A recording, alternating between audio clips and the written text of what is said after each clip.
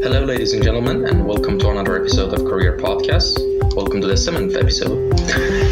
In today's case, we have Mr.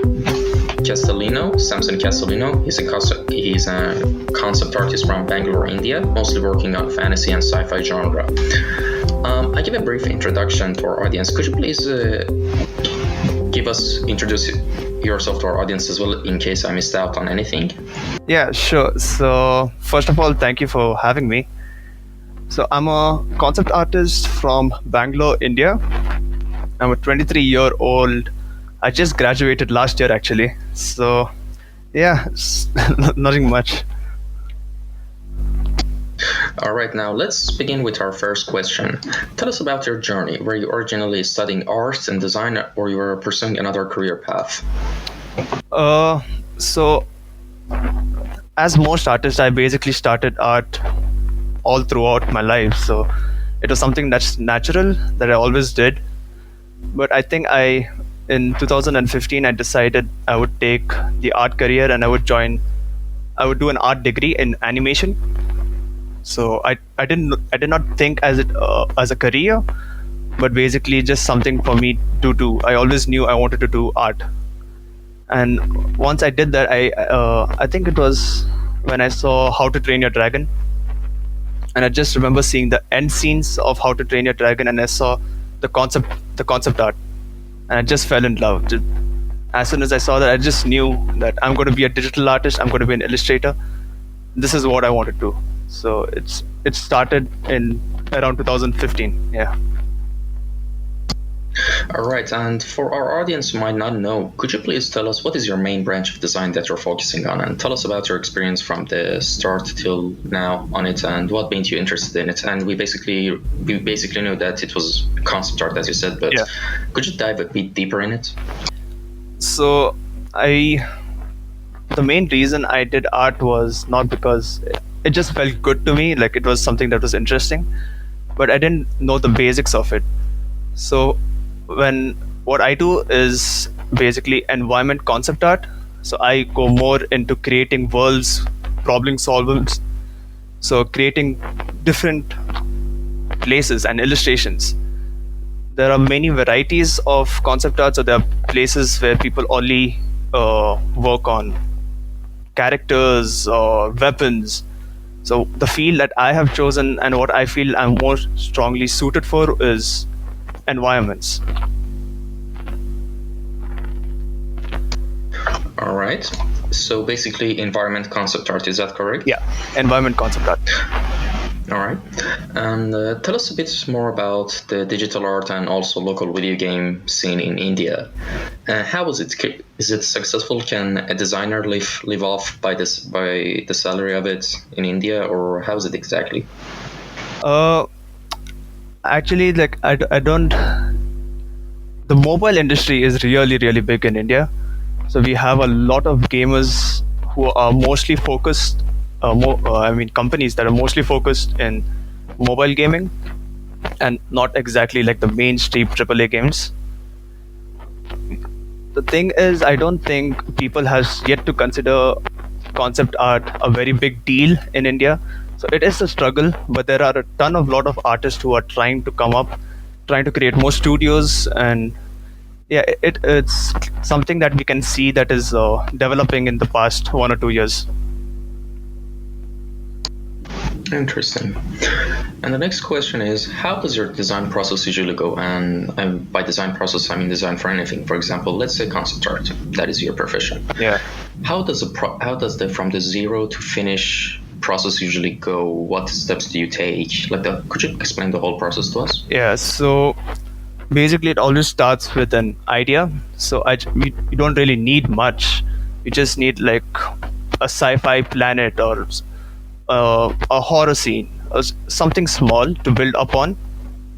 So most of the time when a client comes and asks that I need a world or I need something to build upon, I just make a note, like a step-by-step note of what are the things that I need to, a basic point, a list.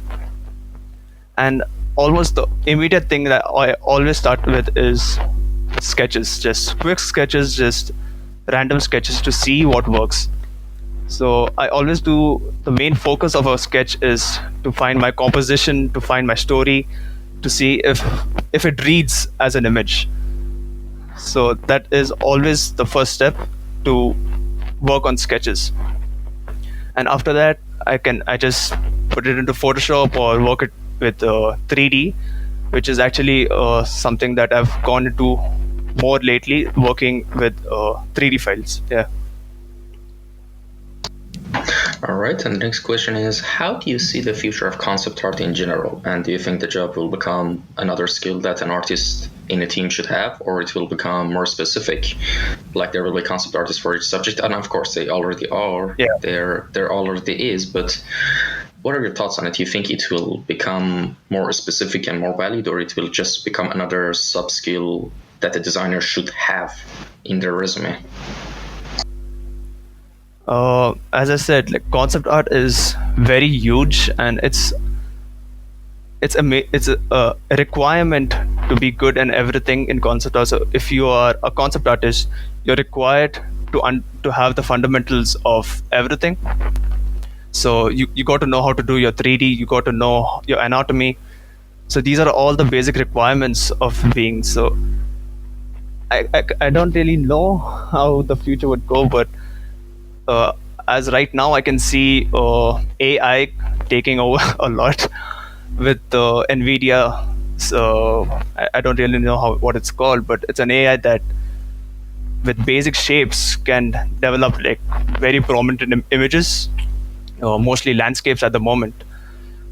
So it's a skill that I think it needs a lot of refinement. A lot of people need to focus on many things. So I think as time goes on, we will just being an environment artist won't be enough. You need to grow a lot more skill sets.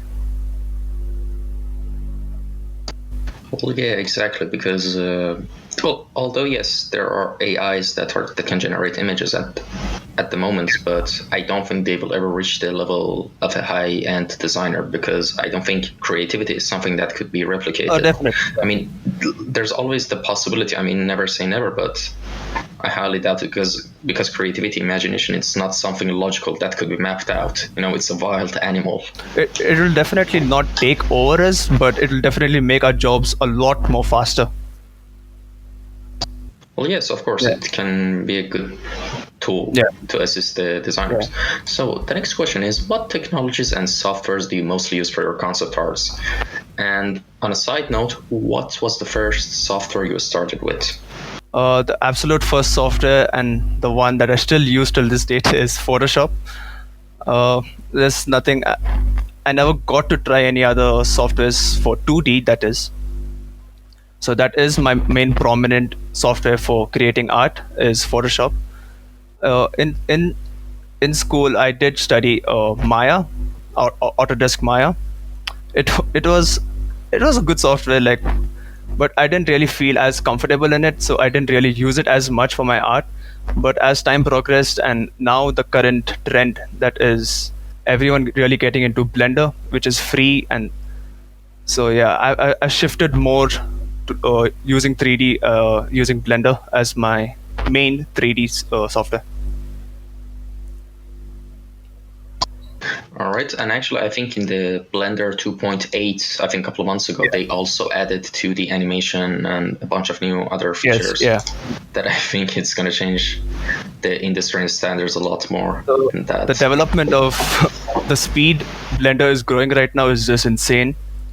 I mean, the number of add-ons and the things you can just, the reason that it is open source and the community just keeps growing every single day is amazing.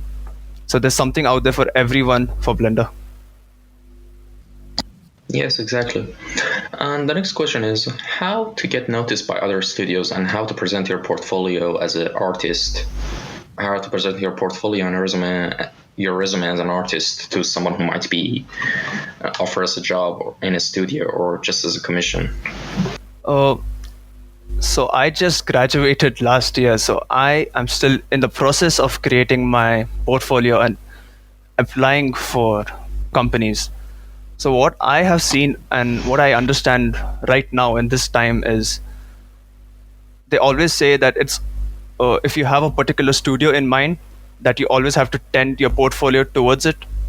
So for example, if you want to join Riot Games, you have to have a portfolio that tends towards the artistic style of Riot Games.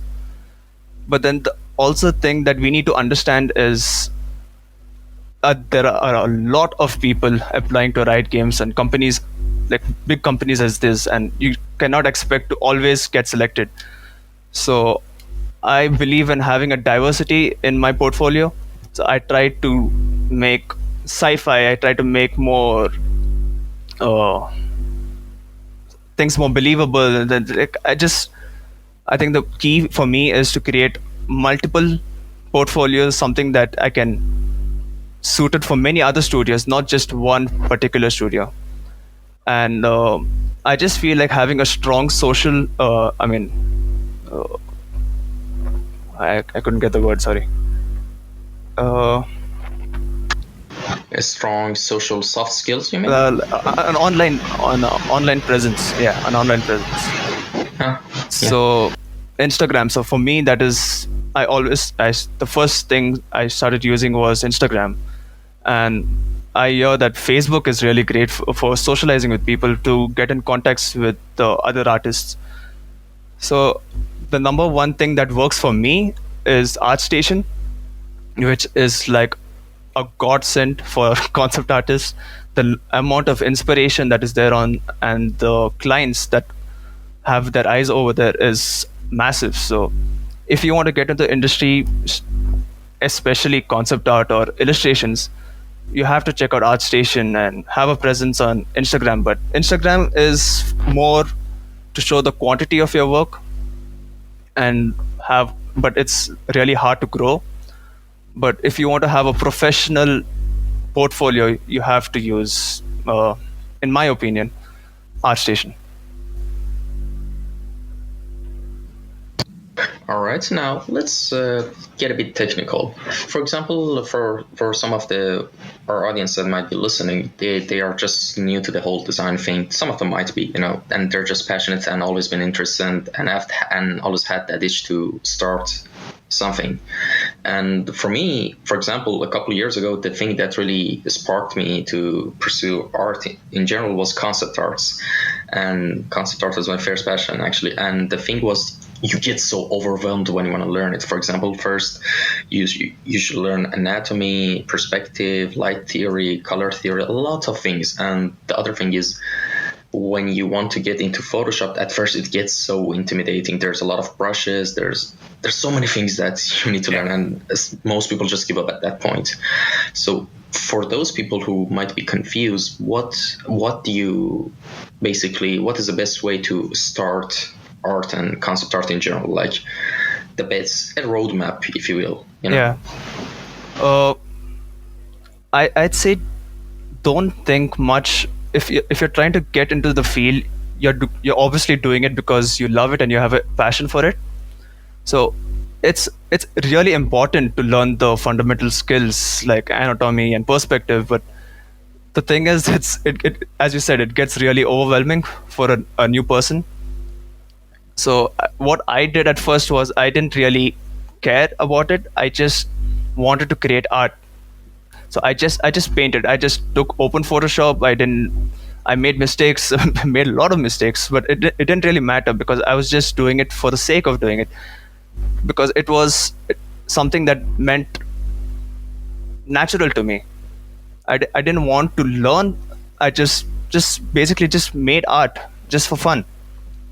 And over time I started realizing, okay, like what I'm doing doesn't seem right, maybe I can improve on it. So I just break it down. So if I always started with painting environments. So I always started with painting clouds. So then I broke it down. So I started learning how to do studies. So I used to just take a photograph and then just see how to paint clouds. So even if learning softwares like Photoshop can be really a pain if you're going to when you just open it for the first time, because there are a lot of options. and there are a lot of ways to do a single task, but the best way to get into it is just to jump in and just start this. Just do it. That's the only way you can do it. All right. And the next question is, who are your favorite artists and designers? And basically, who inspired you the most artistically? uh there are a lot of them, so but the first. It's fine. You can tell as many as you want. It's fine. So I'd say aiton zana. Aiton zana is like the top of the list. He's like my ultimate famous favorite concept artist. He's the first one that I noticed when I joined concept art. Like, this is the first painting I saw and just absolutely fell in love with it. There is Ruan Jia, an amazing illustrator, concept artist. Greg Daowsky, Jonathan Barube, John Park, obviously, yeah. No, Alberto Mielgo, yeah, yeah. I'd say these are the top inspirations, like on the top, yeah. All right. And the next question is, what are you working on right now that you can tell us what kind of project it is? Of course, if you're working under contract on a project or commission and you can't talk about, that's fine. But if that's not the case, could you tell us about the projects you're working on right now? At the moment, I am currently not working on anything, so I am basically focusing. I'm using the whole lockdown and quarantine as a time to build my portfolio and to build my art and my skills. So right now, if you've seen my works, I'm just going out of my comfort zone and jumping into new territories and trying to see how it works. So I'm just currently learning and building my own portfolio. Yeah. All right. And what area beside the area that you're working on right now are you interested to explore and learn? What I mean by that is, if you had unlimited resources and energy and time beside concept art, what skill are you interested to go and learn?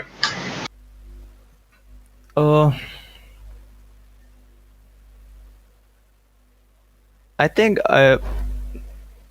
it would always be something revolved around art, and I think that would be. I really want to get into films, so like create my own films. So learn more of that. I've actually not given a thought. I'm always very focused. So yeah, this is a good question. I think something along the roads of film. So maybe like learning photography or something like that. Or maybe documentary making. That's personally one of my favorite passions. Actually, something that I really wanted to jump into is make my own short film. I've actually done trailers and stuff in my past, so I do some, but I really want to jump into making my own short film or something like that. All right. And with all that being said and done, to conclude all we discussed, give us a roadmap for someone who is zero in design and wants to get to the place that you are in terms of a skill set. Basically, learn concept art, environment concept art, and what I mean by that, where to start, best tools and softwares, preferred books and courses, like step by step, what to learn first, what to learn next. Just give us a roadmap and timeline for our viewers. So one thing that I can tell is there are a lot of online resources at the moment, and it's just incredible to see the amount of information that's out there. So much to learn, and it's amazing that you can find most of it on YouTube. So I'd say if you want to join the art and you want to become a concept artist or anything, you should go and start on YouTube, because basically you have everything on there. And if once you're comfortable with all the content and the basic thing and you want to improve your skill set, I'd say like something along like Learn Squared. Yeah, Learn Squared is like I think the best right now for a digital artist. But I think the number one thing, even without the tutorials and your practice or whatever you're trying to do, the number one thing I would suggest for a new artist and anyone actually is to have a community, is to create a small community of individuals who are also learning the same craft and at the same plane as you are. So I think that is the number one thing that is going to skyrocket like your skill set so fast. So what I mean is like me message other people on Instagram or artists who you think are on the same level as you and ask them like, do you want to work on something together or learn together? We can like set goals and learn from each other, because the number one way to grow in art is to critique yourself, and it's pretty hard to critique yourself. But when someone gives you an input, you can always work on it, and that's a very good way to grow.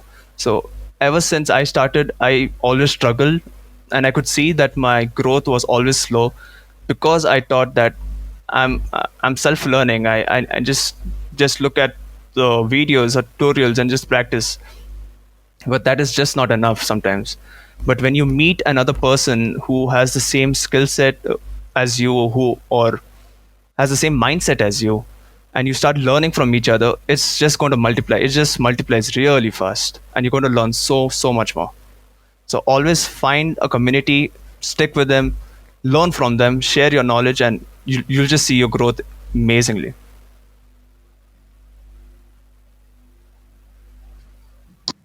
And thanks for joining us on the podcast. And how can people contact you if they wanted? You can find me on ArtStation and Instagram and Facebook, Samson Castellino. Just type it on Google, you'll just find it.